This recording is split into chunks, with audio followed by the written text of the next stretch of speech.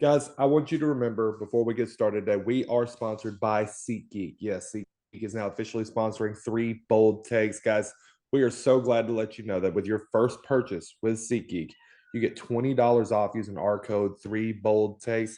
SeatGeek's perfect for any kind of live events, whether that's sports, entertainment like music, or even like local plays that you would want to go to. I use them for every sporting event I've gone to. I've never been disappointed. They give me great information on the tickets, whether it's a good price or not, before I ever purchase it. It is the only way that I buy tickets. So, guys, remember use SeatGeek. Our code Three Bold Takes get $20 off your first purchase. Welcome on in, guys. This is one of my favorites here, guys. One of my golden teams, one of my teams that I think I've put up on a pedestal in my room and just shrouded and just all the love and glory that they deserve this season. The America's team, Chase's team, even the Vanderbilt Commodores are hosting the Tennessee Volunteers, guys, and I don't even know what the name of this rivalry is. Um, I don't even care. It doesn't matter. But I'm just excited about it, guys. As Vandy hosts Tennessee, it's going to be 11 a.m. on Saturday. So you're going to have your turkey and ham on Thanksgiving on Thursday. You're going to go shopping on Friday. Probably have some more leftovers on Saturday. And as you do, just buckle in. 11 a.m. You can sit down and watch this beautiful game. Tennessee is a 12-point favorite here. The over/under is 48.5. And honestly, it's kind of a little disrespectful to Diego Pavia and the team. Quinn, what do we think, buddy? Well, I'll tell you this. Luckily for Vandy, they're playing this game in Neyland West and not Neyland East. So they're only going to be in front of a Tennessee crowd of about 30,000 instead of 100,000. So that's helpful.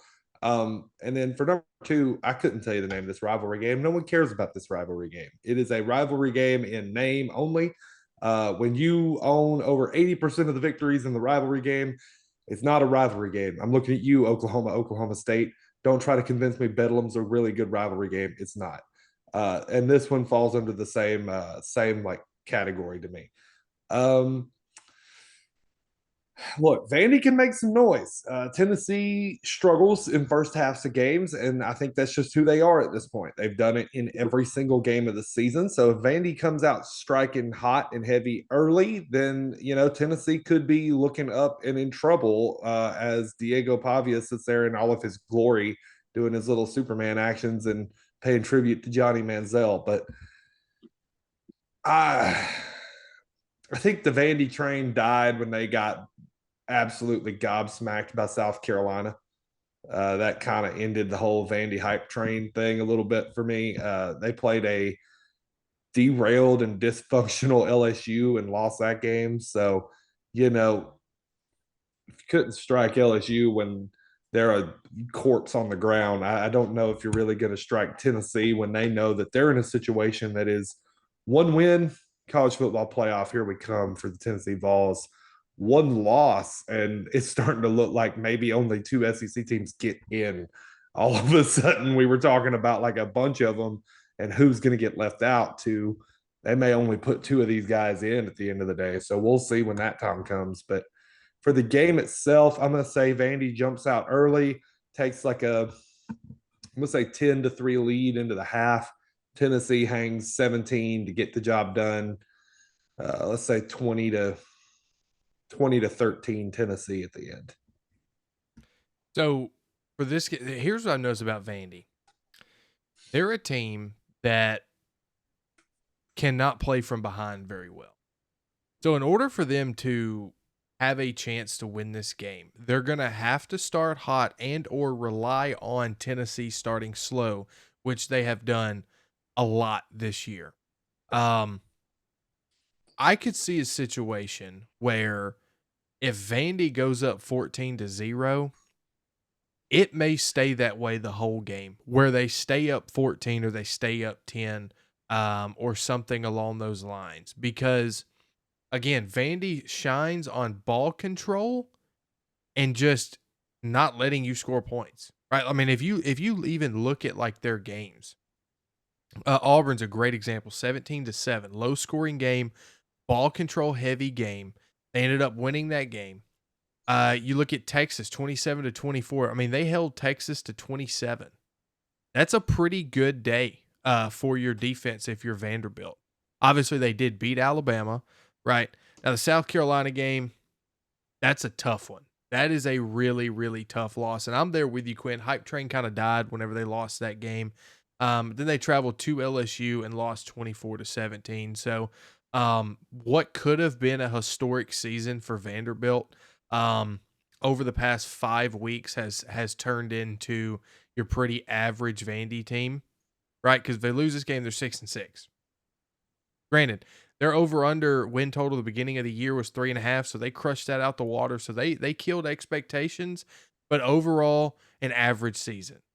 I think Tennessee wins, but I think it's going to be an extremely tight game. I think it's going to end up being just like the Texas game, a 3-point loss probably here. Another heartbreaker at home. I think Vandy may even have a chance to win the game at the end, and they fall a little bit short.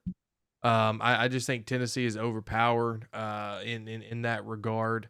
But this is a game that I'll keep track of, quite frankly, because it's not your average Vandy team that you've seen in years past. But give me Tennessee to win. Man, this is a fun one, guys. You know, America's team, America's boy Diego Pavia. This is just a great one to watch all the way through. And I said back in the offseason on an I think just a bold video that we shot and was saying, "Hey, Vanderbilt's going to win 7 games this year." I did. Both of these guys on here, You did. eyes wide, mouths open, were like, "There is no possible way Vandy's going to win 7 games." And I said, "And look, they're sitting here, week 14, staring at rivalry week. There we go." And looking at Tennessee saying, "Hey, we have one shot to win 7 games. Your best finish since that nasty, nasty man, James Franklin, left your program. The best finish that you could have since 2013 when they won 9 games. Here it is against, again, we don't even know the name of this rivalry, so is it really a rivalry?" But the one thing I'm hearing, I'm listening to a lot of things right now. Chase, do you have voices? We're just gonna pass by that. But I'm hearing spoiler, gentlemen. I'm hearing spoiler. I'm hearing it a lot. Vandy.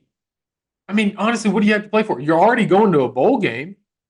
You're not going to a national. You're not about to play in the SEC championship game. But what can you do? Spoil those gaudy, ugly orange jerseys from the chance of going to the playoffs when they thought they were going to get back in after Alabama and Texas A&M and everybody lost. Here's your opportunity, Vandy. You can do it. Diego, you can be the Superman superhero that we all think you are. It's not going to. I'm going to go with Tennessee in this game. Dang, Chase. I was super excited. I still think Vandy gets the 7 wins. I think they do it in their bowl game. Hopefully they get a nice group of 5 matchup for them. I love Vandy's season, but I'm on the same lines with Quinn. How disrespectful. The South Carolina game really hurt my heart. I thought South Carolina was a pretty 55-45 kind of game. Like it was nearly even. I thought Vandy could pull that out when they did not at home, and then they also lost to a reeling LSU. It's just not going to happen. You could have been a 9-win team this season, but now you're sadly going to fall to a 6-6 team on this season. I think Tennessee pulls away late. One of those trash touchdowns in the last 5 minutes that makes it like 27-14, 27-13, something like that. So, Vandy, hats off to you this season. We love you. You are America's team for this year and this year alone. But sadly, it has to end somewhere, and it's going to stop here. For the guys at 3 bold takes, though, Quinn, Chase, and Freddie, this is a sad farewell to this video as we remember Vandy and their time this season. Toodaloo, as always, and thank you for watching.